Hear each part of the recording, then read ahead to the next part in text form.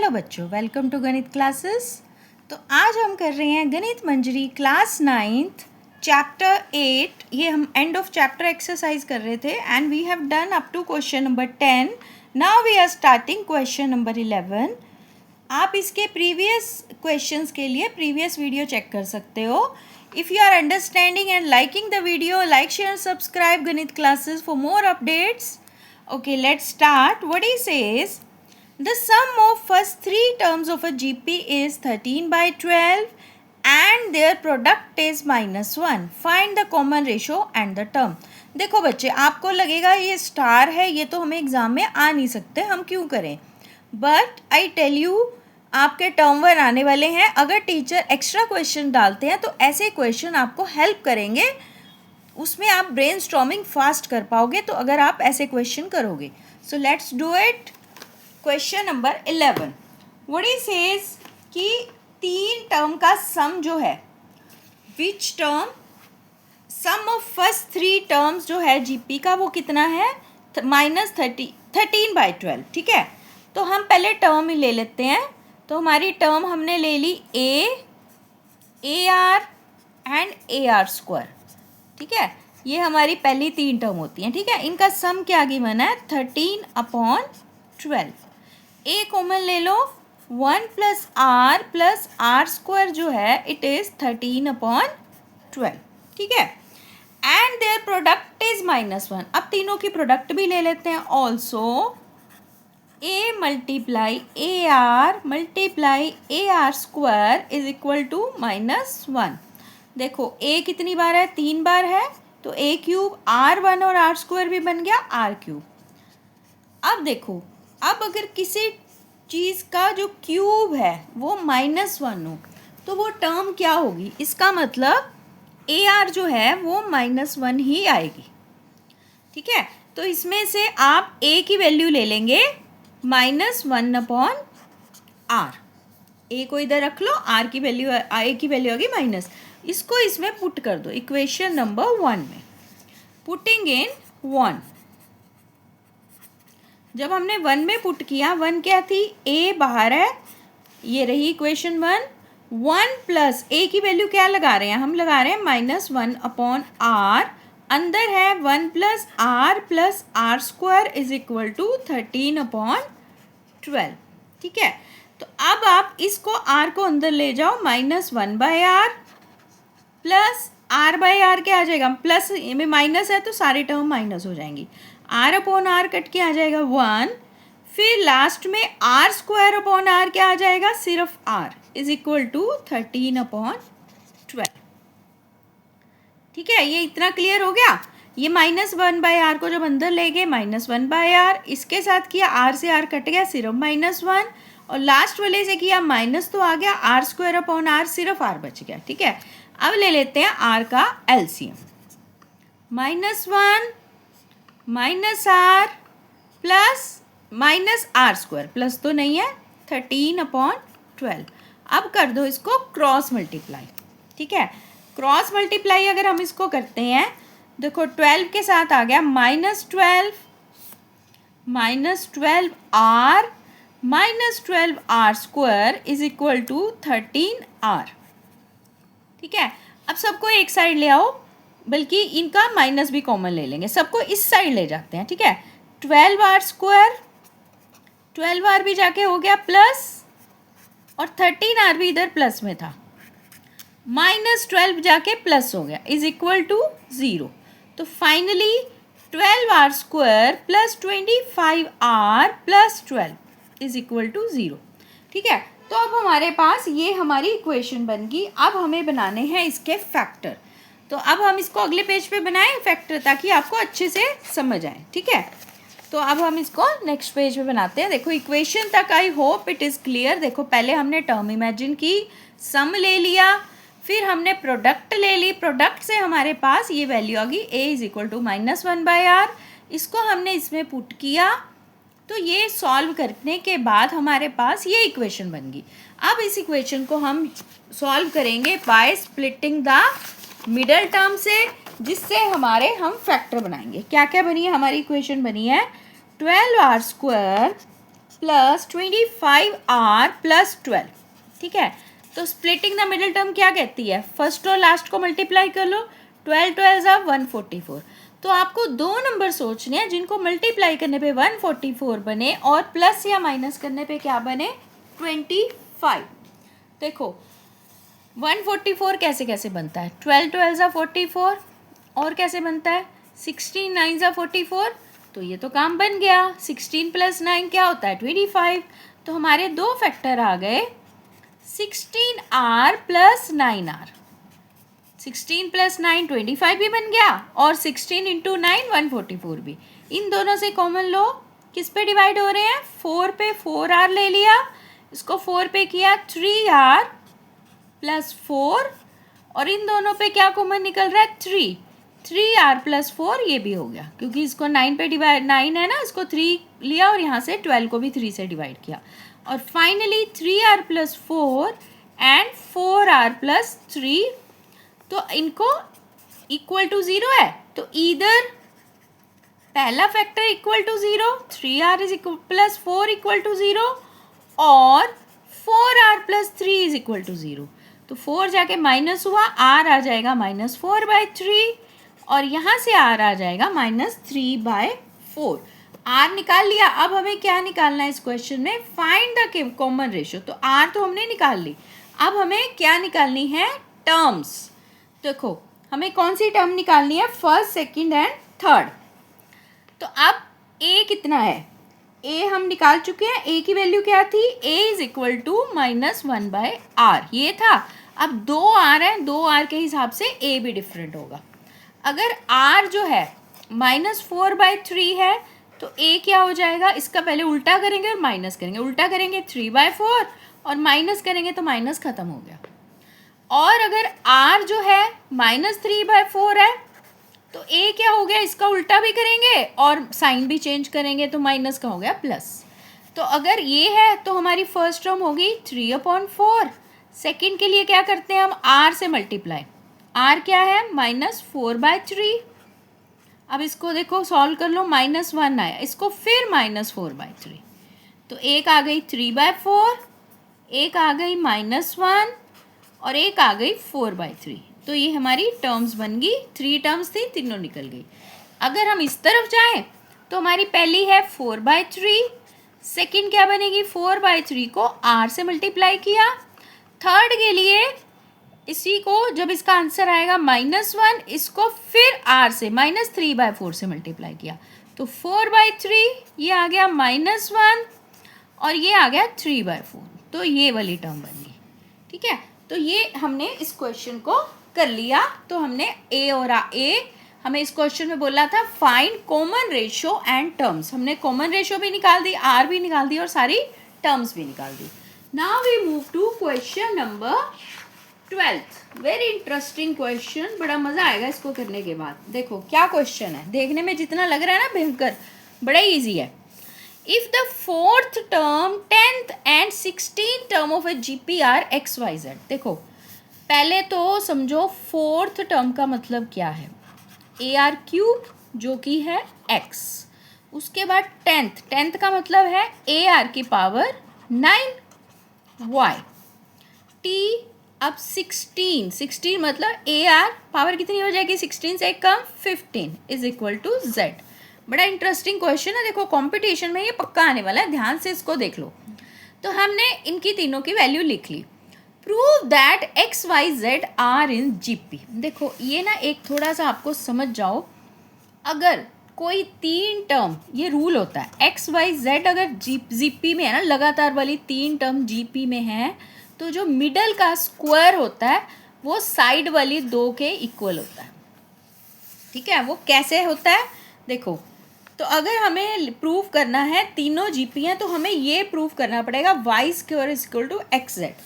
अब y² करने के लिए हमें क्या करना है, हम इसका स्क्वायर कर लेते हैं। Hair y² is equal to, y² करो AR9 का स्क्वायर, तो ये क्या हो गया, A² r की पावर क्या हो जाएगी 9 2 जा 18, और फिर इक्वल किसके करना है, x इंटू जेड। अब x इंटू जेड भी करके देख लो, x क्या है ए आर क्यूब और z क्या है ए आर की पावर 15। a इंटू ए क्या बन गया ए स्क्वायर, r की पावर भी ऐड होगी 3 + 15 18, आगे दोनों इक्वल। तो y square is equal to X Z, it means X Y Z are in GP. ये आप ना थोड़ा सा याद कर लो, अगर लगातार 3 टर्म जीपी में होती हैं तो बीच वाले का स्क्वायर जो है वो साइड वाले की मल्टीप्लाई के इक्वल होता है। बस हो भी गया, देखो कितना इजी था। देखने में लग रहा था ना बड़ा मुश्किल क्वेश्चन है, but it's very easy. So now we move to question number 13। ये थोड़ा सा टाइम कंज्यूमिंग क्वेश्चन है पर इंटरेस्टिंग है। What he says sum of first 3 term of a GP is 26। तो 3 टर्म ले ली ए आर स्क्वायर, इसका सम क्या है 26 and sum of their square. अब एक एक का स्क्वायर कर लेते हैं, पहले का स्क्वायर, दूसरे का स्क्वायर, तीसरे का square is equal to how much 364।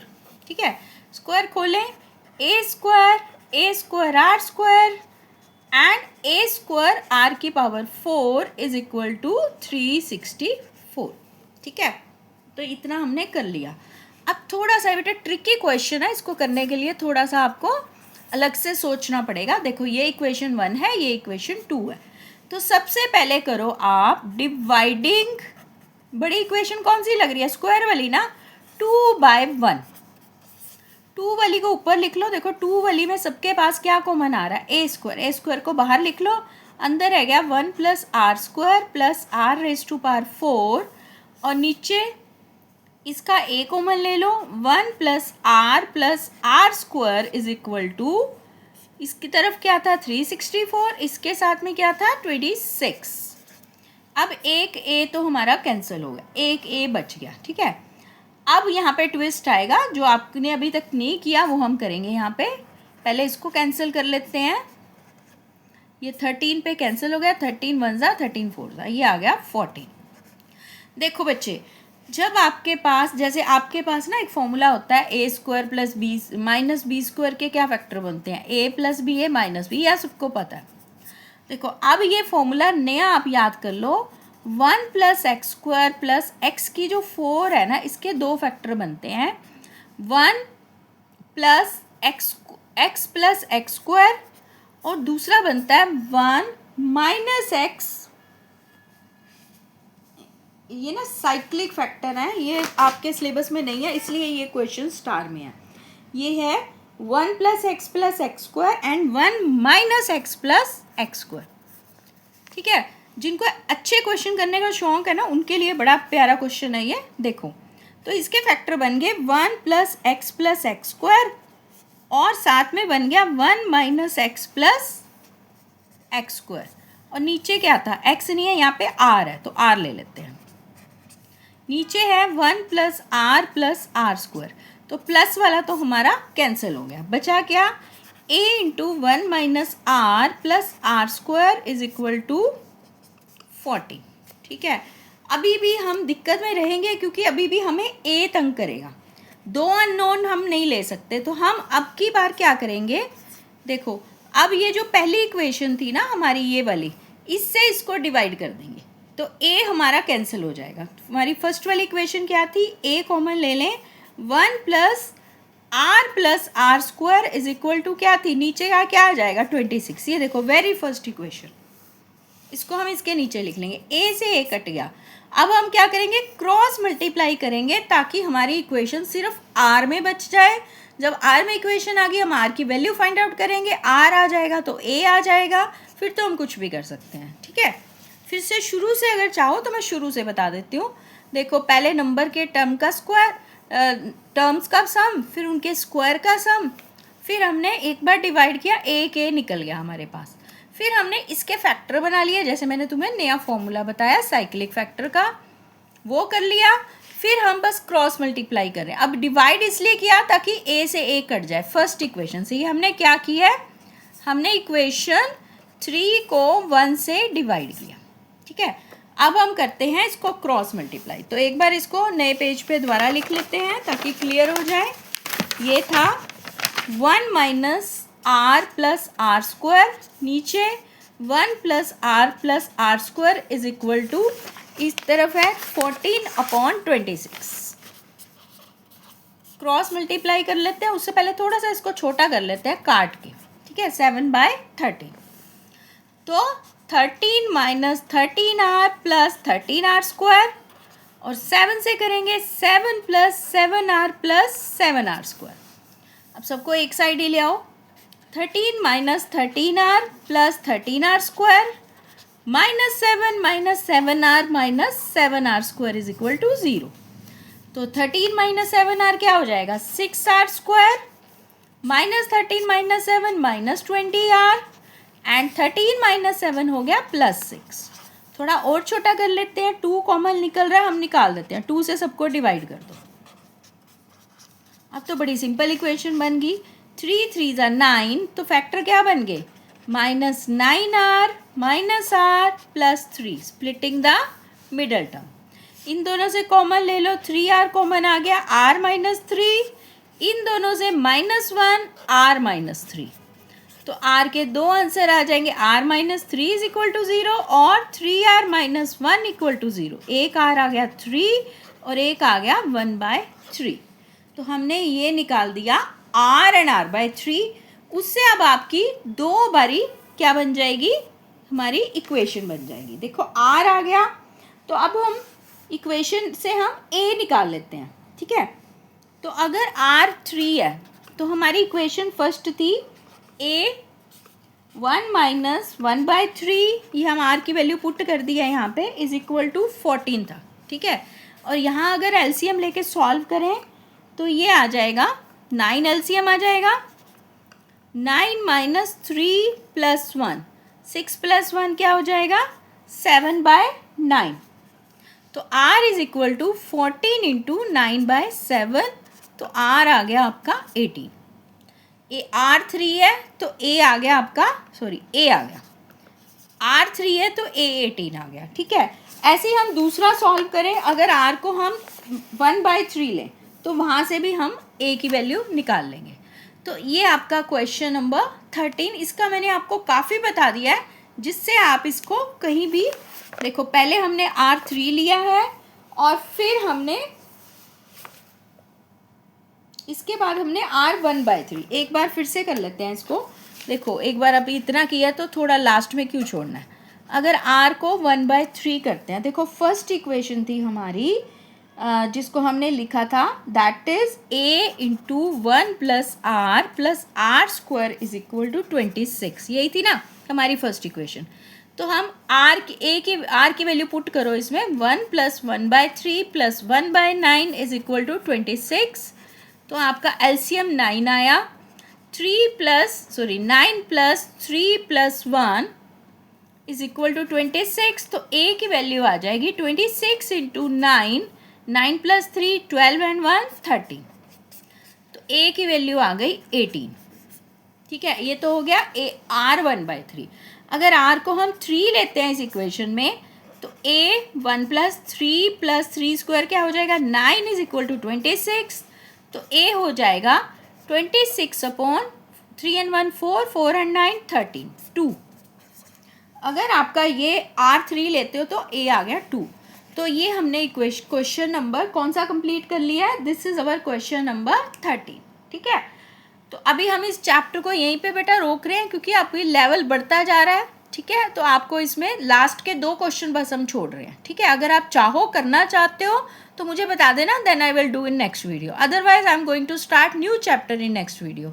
So I hope you like it and understanding these special questions. So if you have any query, any doubt, write in comment section. That's all for today. Thank you for joining. Okay, that's all for today, and keep liking Ganit classes. Like, share and subscribe for more updates. That's all for today. Bye bye.